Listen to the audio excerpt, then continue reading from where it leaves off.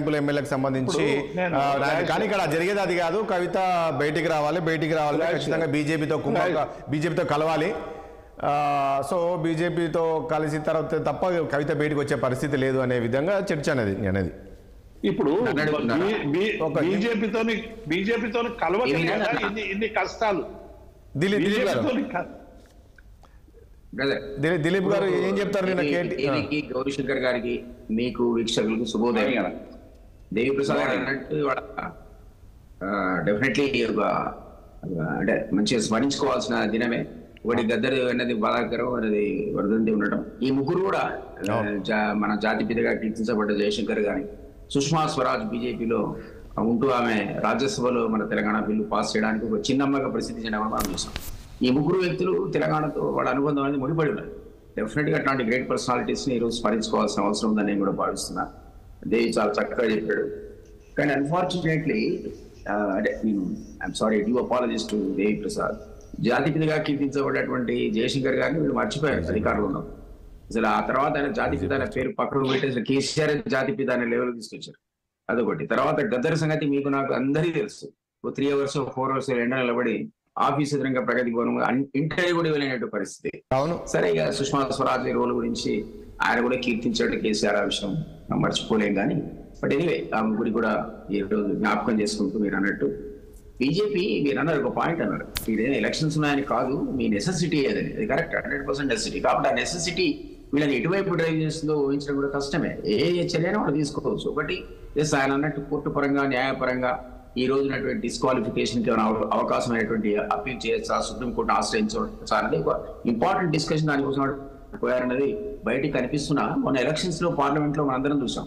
Rough గా 39 మంది ఎమ్మెల్యేలు గెలుచుకుని దాదాపు 38% ఓట్లు తెచ్చుకున్న టీఆర్ఎస్ ఓటు బ్యాంకు గణనీయంగా అది పార్లమెంట్ కి వచ్చే వరకల్లా జస్ట్ 10% పడిపోయి మిగిలినంతా కూడా వాళ్ళు లోపాయికారిగా షిఫ్ట్ చేయడం చూడండి. డిపాజిట్లు గల్లంతే, ఒకటి దగ్గర తప్ప డిపాజిట్లే గల్లంతే. అంటే ఏ విధమైన అండర్స్టాండ్ లేకుండా అంత ఎత్తున ఓటు బ్యాంక్ అని మీరు చెప్తే వాళ్ళు ప్రజలు వేస్తారని కాదు. డెఫినెట్ గా ఎమ్మెల్యే ఎంపీ ఎలక్షన్స్ లో డిఫరెన్స్ ఉంటుంది.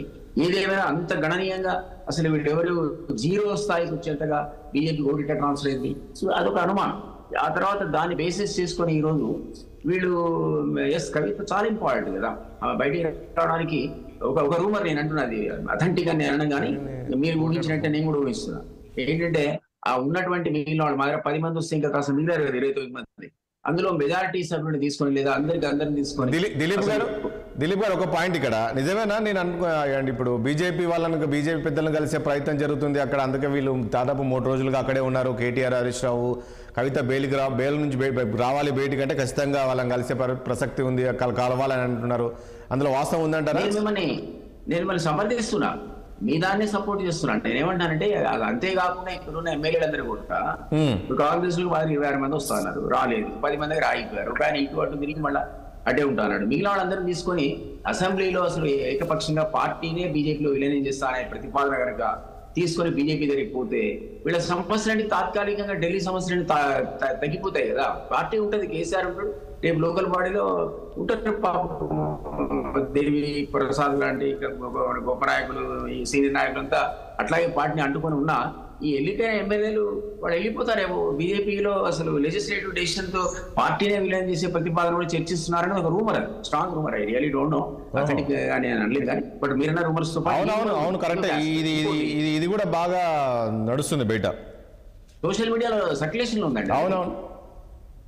సో నేను ఇంకొక ఆస్పెక్ట్ ఏంటంటే వీళ్ళు ఎంత ప్రయత్నం చేసినా ఈ కోర్టు హైకోర్టు కానీ సుప్రీంకోర్టు కానీ, నేను గతంలో పరిశీలించినట్టు రకరకాల జడ్జిమెంట్స్ లో ఈ మధ్య ఏదో 3 months లో స్పీకర్ డెసిషన్ తీసుకోవాలని సుప్రీంకోర్టుగా అడ్వైజరీ నేచర్ లో ఇచ్చినటువంటి సలహా తప్ప దాదాపుగా ఈ కాన్స్టిట్యూషనల్ ప్రొవిజన్స్ లో సుప్రీం లెజిస్లేచరా లేకపోతే ఇటు పక్కన ఉన్నటువంటి అనర్హత చట్టం ఉంది కదా, అంటే సారీ జుడిషియరీ అనే విషయంలో మీకు 18 కేసెస్ అప్పటి నుంచి ఇప్పటి వరకు ఇండిపెండెన్స్ వచ్చిన ఇప్పటి వరకు 18 సందర్భాల్లో సుప్రీంకోర్టు దగ్గర పిటిషన్స్ ఫైల్ అయినాయి. ఎక్కడ కూడా సుప్రీంకోర్టు ఇంటర్ఫియర్ కావడానికి రెఫ్యూజ్ చేసింది.